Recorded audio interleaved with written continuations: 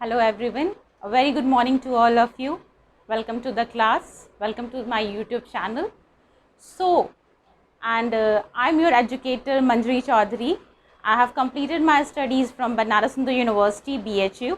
Okay, so students, आज हम लोग एक important point discuss करने वाले हैं and वो point जो है आपकी नीट की प्रिपरेशन से बहुत उस पॉइंट ऑफ व्यू से बहुत इम्पॉर्टेंट है. ओके, सो बेसिकली होता क्या है कि जो मोस्ट ऑफ स्टूडेंट हैं जो कि प्रिपेयर करते हैं नीट के लिए, उनकी एक प्रॉब्लम होती है, ये चीज़ होती है कि वो मैक्सिमम टाइम तक फोकस्ड होकर पढ़ाई नहीं कर पाते हैं. ओके, वो ज़्यादा देर तक बैठ नहीं पाते हैं, या वो कुछ टाइम तक फोकस्ड होते हैं, कुछ टाइम तक स्टडी करते हैं, बट उनका माइंड जो है बहुत जल्दी रैंडमली डिस्ट्रीब्यूट हो जाता है. ठीक है, सो जैसा कि हम लोग जानते हैं कि अगर आपको नीट की प्रिपरेशन करनी है तो you should be focused, very focused. Okay, पढ़ाई करना, कंसेप्ट क्लियर करना, ये बहुत इम्पॉर्टेंट है. उसके साथ साथ जो है आपका एक पर्पस वाली स्टडी होनी चाहिए कि हाँ, आप जो आप पढ़ रहे हो, ये जितने आर आप पढ़ रहे हो, वो कम्प्लीटली फुलफ़िल होना चाहिए. क्लियर? सो बेसिकली इस चीज़ को हम करेंगे कैसे? देखिए, जैसे कि हर चीज़ को क्लासीफाई करके हम लोग देखते हैं, तो बच्चे भी दो तरीके के हैं. एक तो होंगे जो फोकस्ड होंगे. ओके, फोकस्ड होंगे, उन्हें हर चीज़ क्लियर है कि उन्हें क्या करना है, कैसे करना है, क्या चीज़ करनी है, क्या नहीं करनी है. डू एंड डजंट में उनका बहुत क्लियर कंसेप्ट होता है. ठीक है, अगर मैं उन्हें मोटिवेट करूँ, नहीं करूँ, फिर भी वो फुल्ली मोटिवेट रहेंगे. ठीक है, वो अपनी चीज़ों को क्लियरली करेंगे, वो बिल्कुल भी उनका ध्यान भटकेगा नहीं. ओके, बट जो सेकेंड टाइप होते हैं, जो कि मोस्ट ऑफ स्टूडेंट्स होते हैं, जो ये प्रॉब्लम फेस करते हैं कि वो ज़्यादा आर तक नहीं कंसंट्रेट कर पाते हैं, उन्हें प्रॉब्लम होती है, या कुछ टाइम तक वो कर लेते हैं बट उस चीज़ को, उस जर्नी को लॉन्ग टाइम में नहीं कन्वर्ट कर पाते हैं. ठीक है, तो बेसिकली सबसे पहली बात तो इस प्रॉब्लम को सॉल्व कैसे करना है. सबसे पहले तो just believe in your self. अपने पोटेंशियल में आप बिलीव करना स्टार्ट करो. हाँ, आप पहले ये बिलीव करना स्टार्ट करो कि अगर मैं पढ़ूंगा तो मैं कर लूँगा. स्टूडेंट में सबसे बड़ी प्रॉब्लम क्या होती है, वो ये चीज़ बिलीव ही नहीं कर पाते हैं कि पढ़ेंगे तो होगा या नहीं होगा. वो आधे टाइम यही टाइम वेस्ट करते रहते हैं, सोचते रहते हैं कि पढ़ें या नहीं पढ़ें, अगर पढ़ेंगे तो होगा या नहीं होगा, क्या नहीं होगा.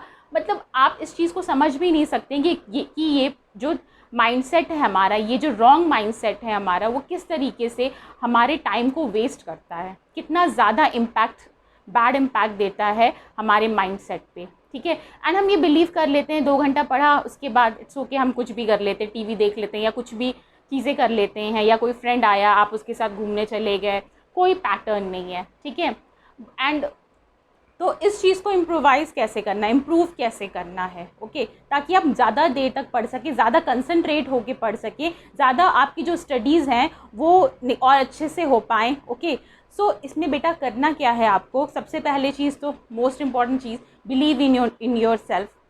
आप जो पढ़ रहे हो, आप ये बिलीव करना सीखो कि मैं जो पढ़ रहा हूँ या मैं जो कर रही हूँ वो बिल्कुल अच्छे से कर लूँगी अगर मैं इस पर फोकस करूँगी तो. दूसरा इम्पॉर्टेंट पॉइंट क्या होता है, वो ये होता है कि आप एक रेगुलर जो है, आपका एक समझ लीजिए एक डायरी छोटी सी लीजिए, एंड उस पर आपने जो है, आप जो भी डू एंड डजंट रेगुलर का है बनाते जाइए. जैसे कि फॉर एग्ज़ाम्पल, आप रात में सोने से पहले क्या करो, रात में सोने से पहले आपने डायरी ली. ठीक है, एंड उसमें लिख लिया कि आज आपने पूरे दिन को कैसे यूटिलाइज़ किया, क्या क्या चैप्टर पढ़े, कौन कौन से क्वेश्चंस लगाए, क्या आपकी प्रॉब्लम रही, कैसे कैसे टेस्ट सीरीज़ में कितने क्वेश्चन सॉल्व किए. ठीक है, तो इससे क्या होगा, आपको ये पता चलेगा रिटन फॉर्म में कि आपने अपने पूरे दिन को कितना यूटिलाइज़ किया एंड कितना टाइम वेस्ट किया. ठीक है, ये तो हो गई आपका नोट्स लिखने की बात जिस दिन आप कर रहे हो. एंड रात में ही सोने से पहले जब आप ये चीज़ कर लेते हो, तो नेक्स्ट डे की भी प्लानिंग पहले से आप कर लो. ओके, तो नेक्स्ट डे की प्लानिंग कैसे है, जैसे कि आप लिख लो कि मुझे कल ये पढ़ना है, फिजिक्स में ये पढ़ना है, केमिस्ट्री में ये पढ़ना है, ये टेस्ट के क्वेश्चन लगाने, ये आपका जो टारगेट है, आप सबको अपना टारगेट, अपनी एफिशिएंसी अच्छे तरीके से पता होती है. ठीक है, तो इस चीज़ को आप राइट डाउन कर लो. ओके, अब क्या करना है, अगले दिन नेक्स्ट डे आप क्या करोगे, नेक्स्ट डे ये करेंगे कि आपने जो चार्ट बनाया था, मतलब एक एक्सपेक्टेशन आपका था कि मैं ये काम करूँगा. ठीक है, एंड फिर उसकी रियलिटी चेक करो कि मैंने जो चीज़ें लिखी थी उसमें से मैंने पूरे दिन में क्या नहीं किया. ओके, तो इससे क्या है कि आपकी एक्सपेक्टेशन और रियलिटी चेक दोनों हो जाएगी। ओके, जिससे कि ज़्यादा चांसेस होंगे कि आप अपने आप को इम्प्रूव कर सकें, आप अपनी एफिशिएंसी को और ज़्यादा इंक्रीज़ कर सकें एंड अपनी गलतियों को पकड़ सकें कि आप कहाँ पे गलत हो। ठीक है। एंड दूसरी चीज़, just stop wasting your time in unnecessary rumours. Okay, जैसे कि नीट के एग्ज़ाम के बारे में बहुत सारी चीज़ें आ रही हैं कि कब होगा कब नहीं होगा, या यूट्यूब सेशंस पे अलग अलग टीचर्स या अलग अलग ट्विटर पे आ रहे हैं जो भी न्यूज़ आ रही हैं। एंड बच्चे क्या है, आप लोग अपने जो है फोकस से हट रहे हो।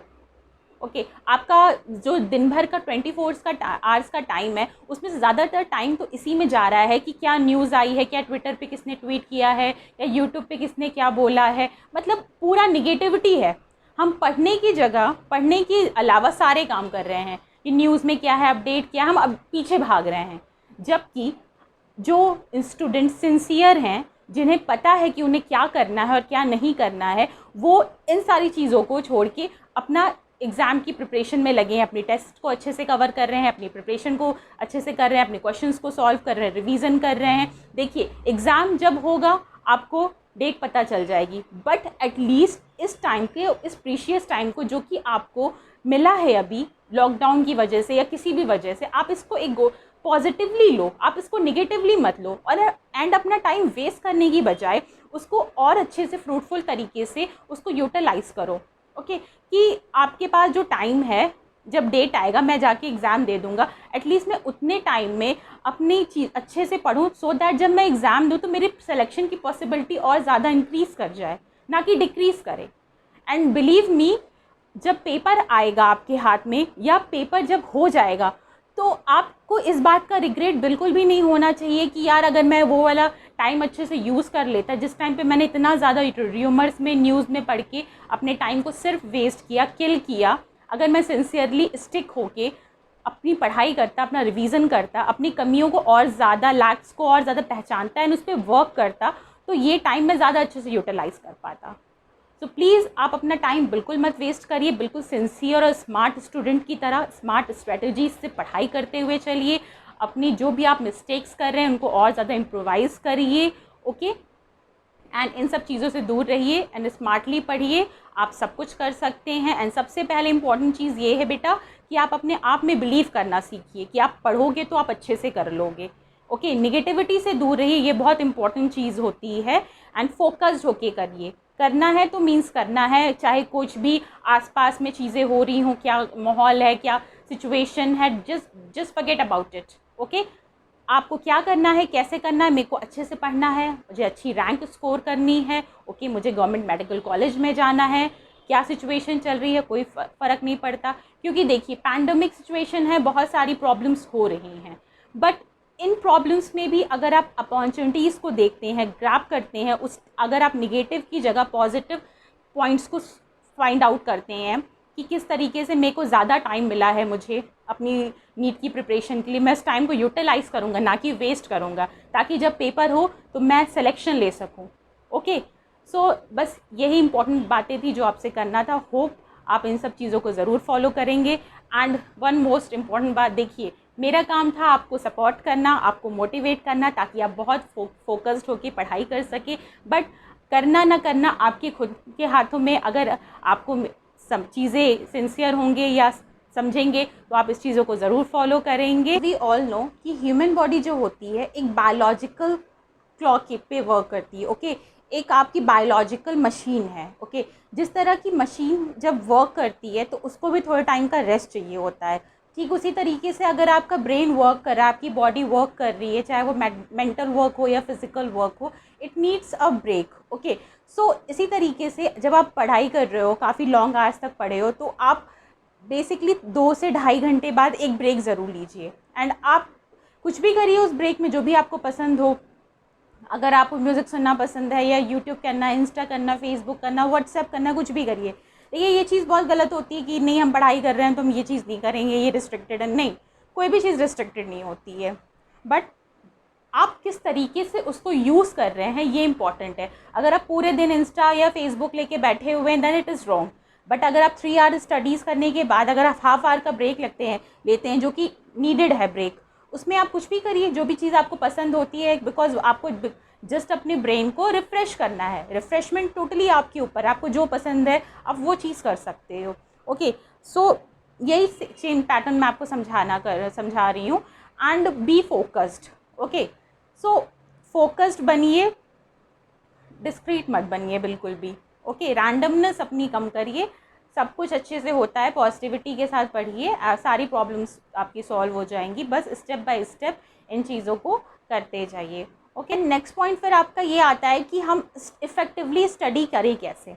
ओके, सो सबसे इम्पॉर्टेंट चीज़ ये होती है कि जब भी आप किसी भी टॉपिक को पढ़ना स्टार्ट करें, या किसी भी आपका चैप्टर को पढ़ना स्टार्ट करें, किसी सब्जेक्ट को पढ़ना स्टार्ट करें, तो हमेशा डिफ़िकल्ट से ही स्टार्ट करें। बिकॉज होता क्या है, आप सुबह सो के उठते बिल्कुल फ्रेश माइंड से होते हैं, तो उस टाइम पे आपका ब्रेन बिल्कुल फ्रेश होता है to absorb the difficult topics, या डिफ़िकल्ट कुछ भी आपको लगता है, चाहे वो फिज़िक्स हो, केमिस्ट्री हो, बायोलॉजी हो, आपको इन तीनों में से जो भी चीज़ स्टार्ट करने के लिए डिफ़िकल्ट लगता है आप उससे स्टार्ट कर सकते हैं। अगर आप एक दिन में टारगेट करते हैं कि आज मुझे फिज़िक्स इतनी देर, केमिस्ट्री इतनी देर एंड बायोलॉजी इतनी देर पढ़नी है, तो स्टार्ट करिए जो आपको डिफ़िकल्ट लगता है। मोस्ट ऑफ देम फिज़िक्स, तो आप वहाँ से स्टार्ट करिए।